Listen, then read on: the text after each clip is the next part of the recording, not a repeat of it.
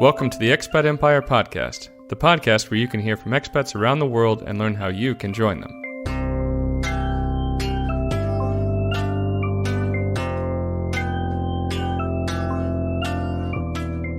Hi everyone, thanks for joining us today on the Expat Empire Podcast. Before we get to the interview, I want to remind you that we're offering a free consulting call to anyone interested in moving abroad.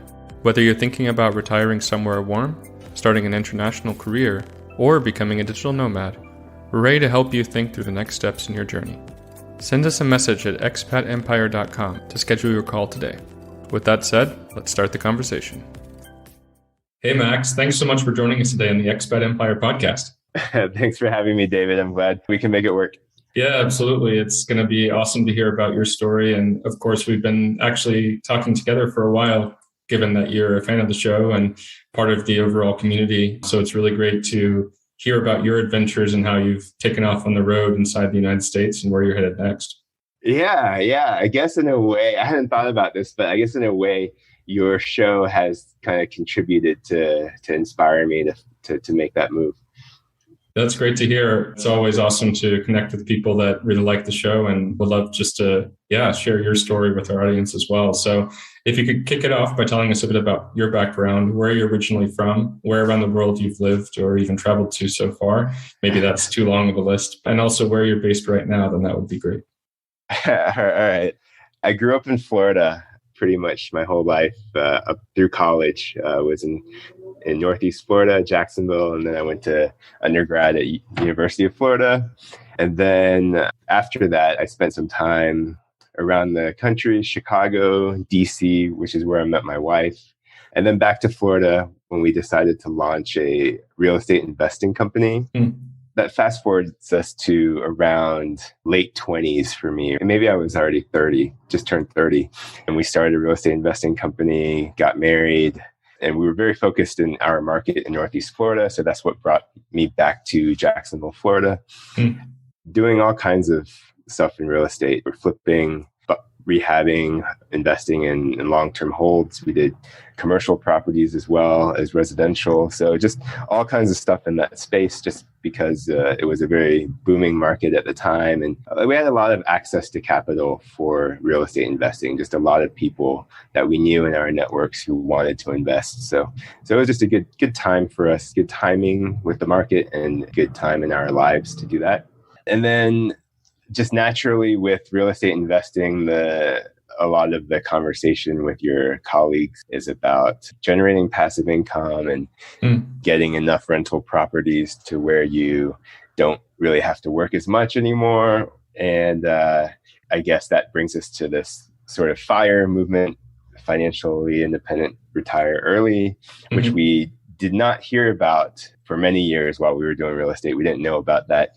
And it wasn't until we basically reached that point, I guess, when we met a friend of a friend who had just moved to Jacksonville, Florida, and she is a financial blogger and just now, I guess, financial media person in general. And we met up with her. She had children just like us and was moving to the area. And so we wanted to kind of meet up and help her transition, even though we were about to move away from Jacksonville. And she informed us what FIRE was, which a topic that she wrote a lot about. And that was the first time it clicked for me. Wow, there's this huge community of people who more or less have been doing what we've been doing with real estate. And as I mentioned, we were just preparing to leave Jacksonville. And we kind of see that point as our sort of, it's a milestone in a sense, because that's kind of when we felt the financial freedom to stop working just purely for the income. And so we left Jacksonville because my wife wanted to go teach at a charter school, teach math. And that was something she'd always been interested in. And she had an opportunity with her previous math teachers from high school to join them at a new charter school. For us, that's sort of the moment when we felt like we had reached this new level of financial freedom where we were able to make decisions based on sort of passion. And so for her, it was not doing the real estate business anymore, because quite honestly, she was burned out from it and she never really loved doing it anyway. And so, that marker, that was 2017, summer of 2017 for us when we did that. So I like to mention that sort of because psychologically and mentally for us, that was a big moment. So from Jacksonville, then we moved to Miami. As I mentioned, it was her high school teachers, math teachers. So that's where she went to high school in Miami, Doral, Florida. And she still has lots of family there. So it was partially for her to try out teaching and partially for us to move close to a lot of family. Since we had 2 young kids, it was pretty great to be down there near her parents, near lots of other extended family. And we were there for about 4.5 years. And then just this past December, we made that next leap, which was to rent out our home in Doral and then start traveling the world. So we've been doing that for 3 months now. I should say not traveling the world. We're traveling North America, the US and Mexico. And then in July of this year now, we're going to move to Taiwan. And so this is sort of like a taste of a nomadic family life right now. And then we'll make sort of an expat move to Taiwan for about 3 to 5 years. We don't know exactly what the future holds, but that's kind of what we're mentally preparing for. Okay, that sounds pretty amazing. And obviously you're off on your way and soon to make an even bigger move over the ocean and get set up in a brand new country. So it's super exciting for you guys and happy to hear about how it's all come together. I was curious to go even back to when you were starting this real estate investment company, because clearly this is the way that at least, over those years, you were able to get to a point where you could retire early and be financially independent. And so I'm curious, did you have experience on doing that type of property and real estate investing and all of that prior to starting this? Or did you really start from scratch? And how did you get those initial funds to do that investing? If you can give us any extra, information, how you got started so other people might be able to do the same, that would be great. Yeah, absolutely. I'd say we began in earnest in 2012. And at that point, I had zero experience with real estate investing, with construction, with anything involving sort of real estate investment. I was sort of a fan on the sidelines, if you will. Like I did, like to follow the market. I was always paying attention to real estate in the different neighborhoods of the cities that I was in, but I never actually did it myself. And I never actually even thought that I would. It was just something that I did for fun, just watching different neighborhoods transition. I never really thought that I would make the leap. And it's possibly for the reason that my parents had invested in one property when they were, when I was much younger, and that did not go well at all for them. So my family was just very averse to owning real estate in that sense, to owning rental properties. On the other hand, my wife, her family, that's all of their investment. They invest tons into real estate, and she had that gene in her. So when she got her first job in Tampa, she bought a home, and then she was working for a very large conglomerate, and she moved around the country quite a bit. And whenever she settled in a place for a while, then she'd look to invest into property there. So her attitude was very different from mine. And she was pushing me for a while to kind of use my interest and passion for watching properties and neighborhoods and really suggesting that we actually put money into it instead of just me doing this as a game. Right. So finally, around 2012, we decided to do that. As for how to get started, for us, we were very fortunate because we had a decent lump of savings that we could take out of stocks and where they were out of the markets and divert them to real estate. We had enough that we could get things going. And we made a couple cash purchases in Jacksonville, which was a very, very affordable market at the time. So we bought 3 properties and they were all around $50K all in. Wow. So very, very affordable at the time. And that allowed us to kind of get started and dip our toes in it and just learn how the process worked because all of those needed rehab. Once we felt comfortable that we at least had some idea of how to do this, then we started to accept partners and other investors who had been talking to us for a while. We just wanted to make sure we knew we had some understanding of what to do before we took other investments. So great. So that's how we got started. And we're very fortunate. We recognize that to be able to have some money for us to start and also to have access to capital was very beneficial. Yeah, absolutely.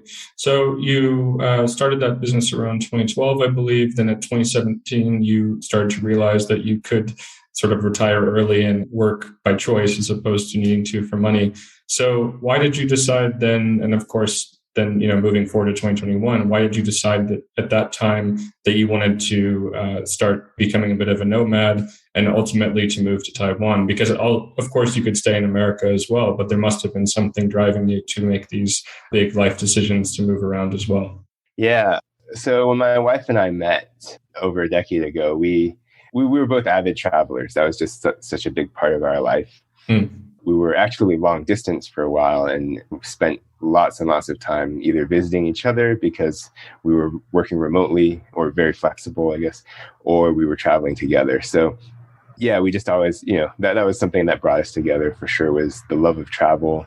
And I remember just from as far back in our relationship as I can recall, we talked about living in Asia. For me, it's just a place that I've always been drawn to. I have a lot of roots and connection there. My parents are both born and raised in Malaysia. And something about sort of Chinese Malaysians is that they've dispersed everywhere. So I have family all throughout Asia, as well as, in Europe, Australia, and North America. So I just have family everywhere. And I've always wanted to go and see and experience the different worlds and lives that they all live. For some reason, just Asia was an easier kind of first step. So we always talked about moving to Asia, having a base there. My wife, I should mention, though, she was actually born in Macau and grew up in Macau until she was 12. And then she moved. That's when her family moved to Miami. She had sort of that roots and experience in living in Asia before. And so for her, it's a different kind of perspective. It's more wanting to go back to Asia and spend some more time there. But for me, I've always had this calling of seeing more of the world. So we talked about it. And before we had our first child, we considered moving to Macau to give birth. It's come up quite often, every 12 months or every 18 months, we'd have a serious discussion about moving. Yeah. So that's just been part of the conversation. It's been on our minds for a long, long time. And finally, before the pandemic began, we decided our next move. We were living in Miami, and we decided our next move once we left Miami was to go to Asia somewhere. And I do get this question a lot, why we chose Taiwan. And so I'll just go ahead and add that. Sure. We were thinking about, now that we have 2 young kids, we were thinking about where we'd want them to spend some significant time. And since we are ethnically Chinese, we wanted them to be sort of in those customs and culture. We did want them to be immersed in a Chinese language, preferably Mandarin, but we were considering some Cantonese cities as well. So that was sort of the driving force. And then, of course, sort of just the general quality of life factors. And in the end, we chose Taiwan because specifically of the city, which is Taipei. That's where we're moving. And Taipei just offered sort of the best balance, I think, of a lot of the positives and of many of the cities we considered, and then less of the negatives. So it's quite affordable still, but it's very cosmopolitan. It has enough going on, a lot of sort of big city conveniences, and still has a lot of access to nature as well. So yeah, all of those things went together. We were in the final 3, we were thinking about Singapore and Penang, Malaysia, along with Taipei, and Taipei just went out for towing that being sort of the best balance of everything. Had you actually visited all of those places before making the decision, or was it just looking at the information you could get beforehand to make that choice? So, I mean, there was definitely some of the latter, but we have traveled quite extensively in Asia prior. Yeah, when you were asking me about my travels, just in my general life, I was going to say that I've traveled quite a lot, and I think most people would say that about me. But I always feel like all of my travel predominantly has been Asia and North America, so I feel like I'm lacking in sort of everywhere else. But when it comes to Asia, yeah, I'm very familiar with many of the big cities. I've spent lots and lots of time traveling around Asia. So for me, I had a pretty good handle on sort of the 10 cities or so that we were considering. And then we took a trip in 2019 where we basically hit everywhere. I think we went to like 12 different cities in Asia and spent minimum, we were spending about 4 or 5 nights in each of the cities that we were thinking about. That last trip really helped to inform things as we were thinking about where to live. Yeah. Oh, that's perfect. And so, first of all, you've now hit it out on some long-term travel, at least like something like 6 to 8 months, I guess, 8 months, and you're going around North America. So how did you decide to do that first instead of going straight to Taiwan? And ultimately, how did you decide where to go? Because even within North America, there's certainly a lot of places to visit. So were you trying to hit your favorite spots or places you hadn't been before? How did you decide as a family? With COVID in early 2020, we were really starting to zero in on where we wanted to move to Asia. And then, of course, COVID happened. And so everything kind of was just remained fluid, and flexible. And we just didn't know exactly when. At one point, we thought we were going to move by middle of 2021 to Asia. And obviously that got delayed and postponed. Once we decided on Taiwan, one of the things was Taiwan, with their zero COVID policy, they have very, very strict border restrictions. And for a while, they had a very difficult quarantine period. Now it's come down to 10 days quarantine, and they're allowing home quarantine, which means you don't have to go to a hotel or government facility for your quarantine. So now it's improving, and we're hoping it gets even better by July. But yeah, with what was going on in Taiwan and us deciding to move there, we just had to kind of wait and bide our time. And we had decided it wasn't worth it yet to move if we were going to have to spend 14 nights in separate hotel rooms for our family. Oh, wow. Yeah. So that was one of the concerns. And so it was hard to really plan for an exact date to move. And at the same time, also, my wife, she ended up getting a fantastic job opportunity. So during the last few years, we really got into sort of startup investing. So we've kind of pivoted a lot of our real estate into focus, I guess, into startups. And we were doing a little bit of small angel investing into early stage companies.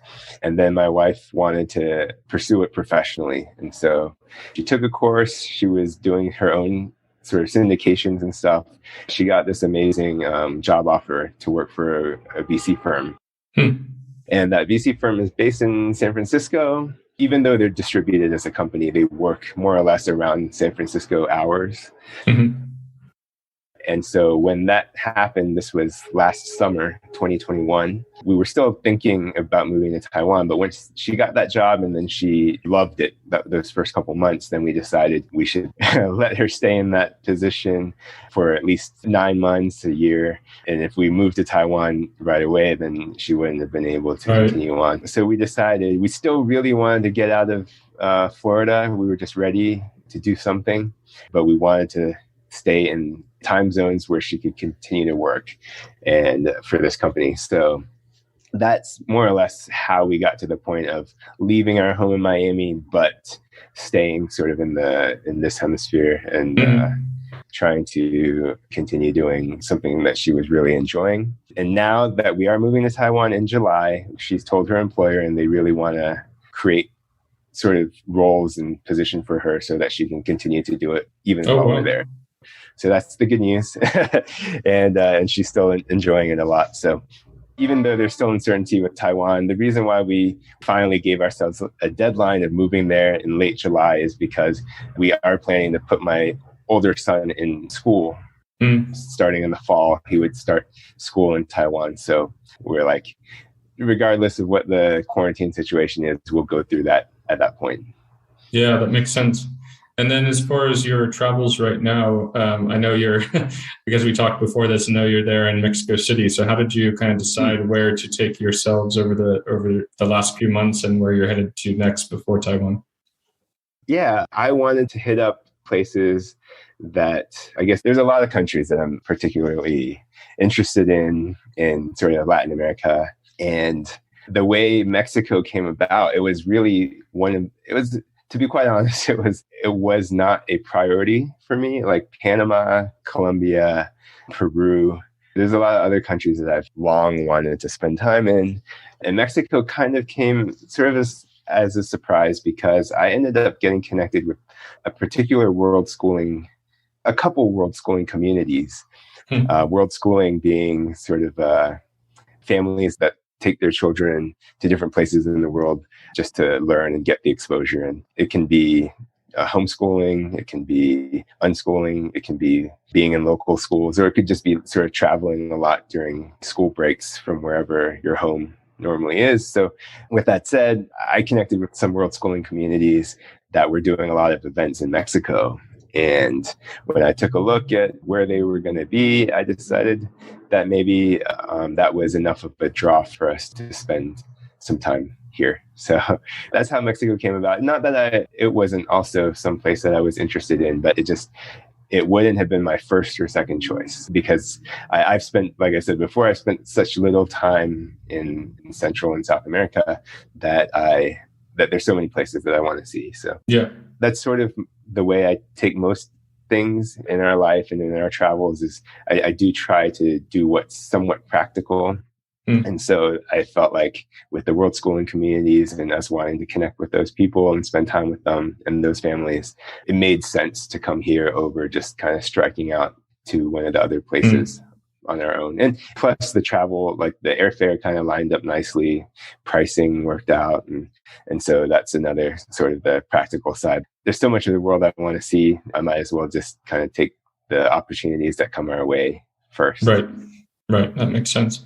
I'd like to talk a little bit more about what it's like to do this with children, do it as a family. And as you said, thinking about how to school your children, what different methods to use or ways of going about it, as well as dealing with school years and being in, I guess, maybe a local school or an international school, however you decide to do it. Just be good to hear about what challenges that might have. Obviously, it brings a lot of benefits as well, but just how you sort of manage it in terms of doing it with kids as opposed to, a lot of people being nomads as individuals or as couples or things like that. So yeah, any thoughts you have there would be great.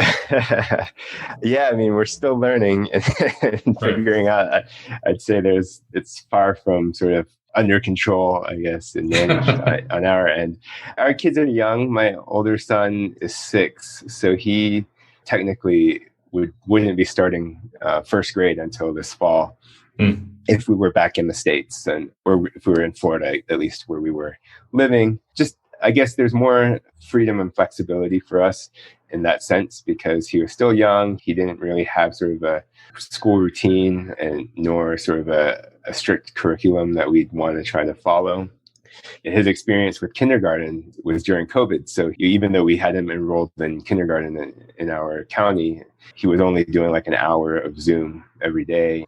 I guess there's just not a lot of history there and experience for him for us to feel like we were taking him away from any kind of routine or regular experience that he'd grown accustomed to. And also just being young, there's also, I'd say, there's not as much concern or weight or pressure, I guess, around exact sort of subject matter that he needs to cover, things like that. I mean, he's still very young and our other son much even more so. So I think I feel very comfortable letting them kind of learn about and explore the things that they find interesting. And so as we travel, when things come up, when topics come up, that's when we really try to jump on those elements of their curiosity and then kind of let those guide what we might teach them.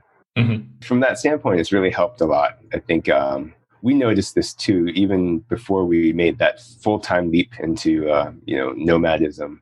Whenever we would travel, they always seemed to spark a lot more curiosity than when we were just at home. And so we were anticipating that it would be like this, and that has been the case. They've definitely shown an interest in different things, different places, different history. And so I think that's one of the things we've learned from some of the world schooling communities is to really use that as a guide for teaching things. And, some people really take it to the extreme because unschoolers, through elementary, middle school age, they're continuing to use that as the guide rather than any kind of actual curriculum. And so we're not necessarily going to do that. As I mentioned, we're putting our kids in local school in Taiwan. But I do think we definitely want, for us, the priority is for our kids to have sort of a interest in learning and foster that curiosity. And so that this traveling has really helped our family with that. Yeah, I can imagine. Have there been any other major surprises or challenges that you've encountered in this nomad journey so far over the last few months? I don't think so. It's only been a few months and versus quite a few years of actually thinking and planning. Mm-hmm. And so I had thought about all kinds of random situations and contingencies. And right. To be quite honest, it's really just been pretty smooth and about as wonderful as I thought it could be. I mean, I always feel like when I talk to friends and family, I have to try to come up with something that makes it more of a realistic experience. I was talking to you earlier about the pollution in Mexico City and how that's affecting sort of my allergies. You know, that's about the only negative I can think of. And so I try to come up with these negatives just to kind of balance out the amazing experience that we're having. But really, it's just been awesome. I don't know. I feel bad not being able to give more insight, but really we've just had such an amazing time, and we were very fortunate to be in the position we were in, to be able to do this in the way that we have. So it's been awesome.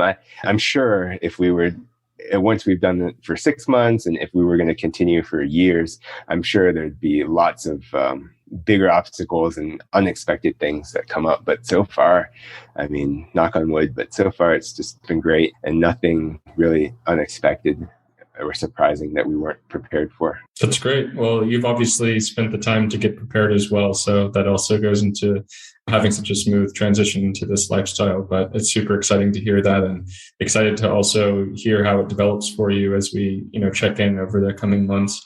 But as you think about your move to Taiwan, so I was curious as to, given that it sounds like you're both not from Taiwan originally, how did you make it work from a visa perspective, and what was that process like? Oh, yeah. So first of all, I do have one aunt. She's from Malaysia, but she's been in Taiwan for decades now. And she's been there so long that when I used to visit her as a little kid, we were visiting her in Taiwan. And she kind of gives me a little bit of an anchor there, or comfort and familiarity there. But as far as the sort of legal process, Taiwan has a gold card, which I was fortunate enough to qualify for. And that just streamlines the process and makes it a lot easier for us and for me to bring the family over, and for the kids to enroll in school, and for healthcare. It just makes everything a lot easier being able to obtain the gold card. I did not know. I thought it was 50-50. It was a toss-up whether I'd actually qualify or not. Or I shouldn't say qualify, but whether I would actually be accepted or not, because I went the route of the arts. I guess this is something I completely skipped over in the beginning, but I was actually a musician in my beginning of my career. And so I worked in music. I was a performer, a writer, composer, teacher.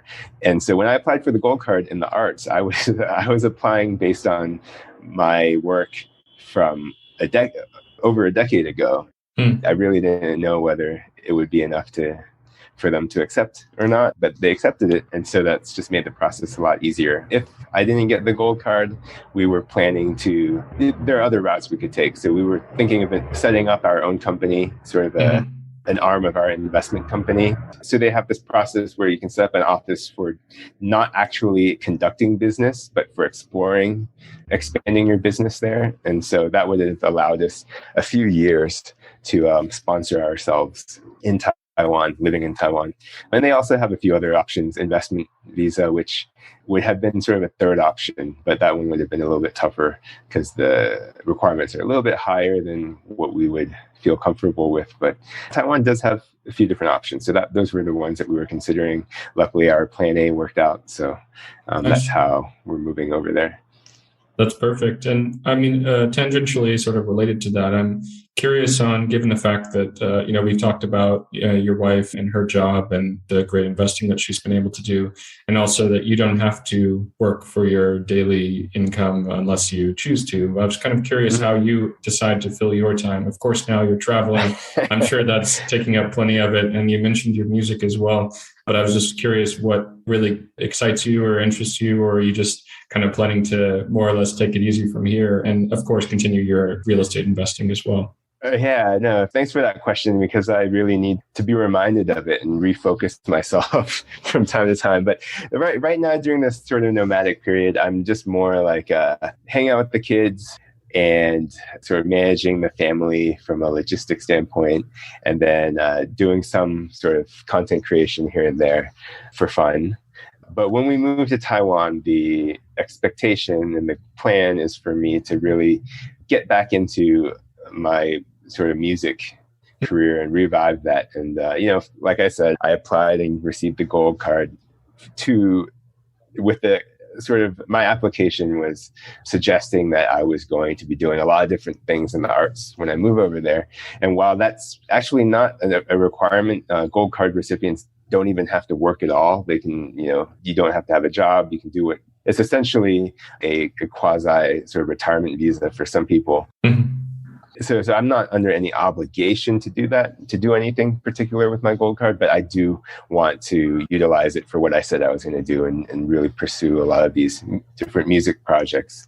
I have some friends who are musicians over there, so I plan to collaborate with them. And I guess generally speaking, that's what I'm planning to do in Taiwan, is to really get fully back into music and awesome. Composing, performing, just all kinds of stuff. So great. Well, is there anywhere that our listeners can check out what you're up to and keep on top of your adventures and your music and other projects as well? I have so many different things that are just kind of thrown all across the wall. So I think the best landing spot is my website, firewalkingjourney.com. Okay. And I do need to check it and update it better. But if you go there, then that kind of pulls together all of the different projects that I've started and that I'm working on. And great. Yeah. Sure. So we'll put a link for that, of course, in the show notes. And I do have one other question for you, which is more about basically, do you have any general advice for people that might be wanting to try this digital nomad kind of existence or FIRE or going after living in Taiwan and the gold card? I mean, we talked about so many great things in this episode that I'd love just to hear your overall thoughts and advice for people that are trying to follow in your footsteps. Yeah.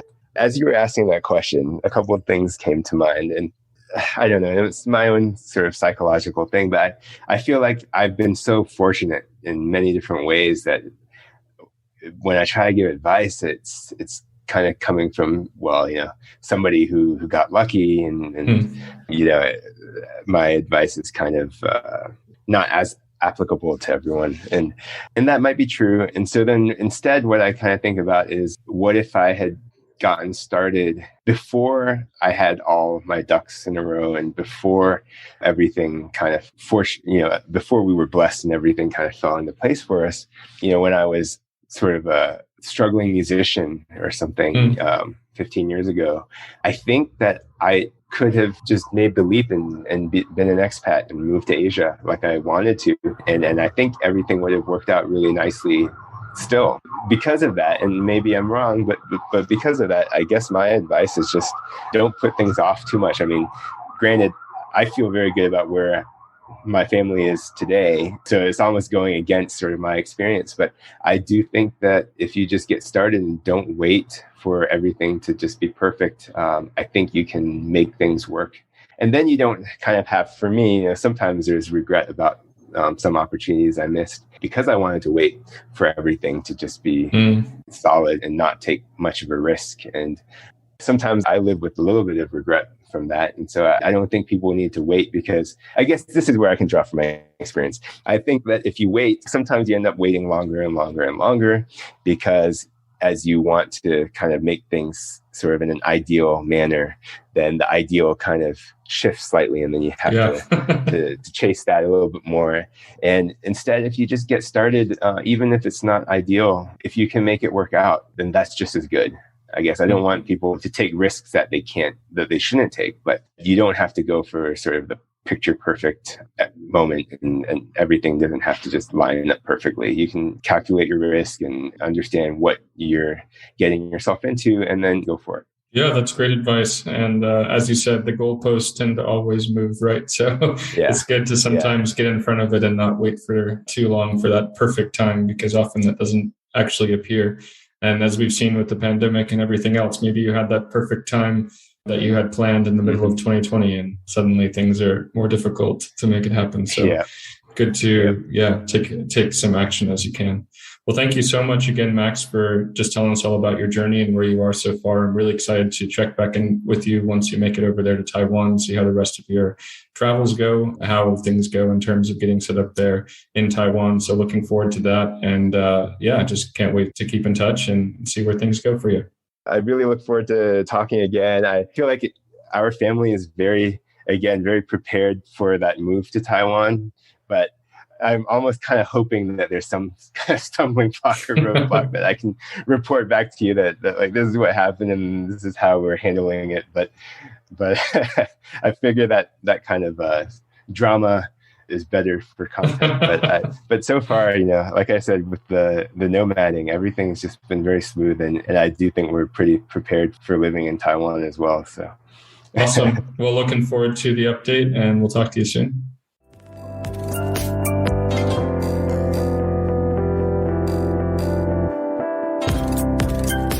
If you enjoyed today's episode, please take a minute and give us a 5-star review on iTunes or wherever you listen to your podcasts. It helps new listeners find us and lets us know that we are putting out content that you appreciate. You can quickly find out where and how to rate us at ratethispodcast.com/Expat Empire. If you know anyone who would appreciate this podcast, please tell them about it so we can continue growing the global Expat Empire community. Keep up to date on new Expat Empire podcast episodes by pressing the subscribe button in the podcasting app of your choice. You can also visit expatempire.com and sign up for our newsletter to get our free ebook, Top 10 Tips for Moving Abroad, right now. We are also on Facebook and Instagram at Expat Empire, so be sure to follow us there. We are currently offering free consulting calls to discuss your moving plans and how Expat Empire can help you to achieve them. Please visit our website to schedule your call today. Thanks for listening, and stay tuned for the next episode in the coming weeks.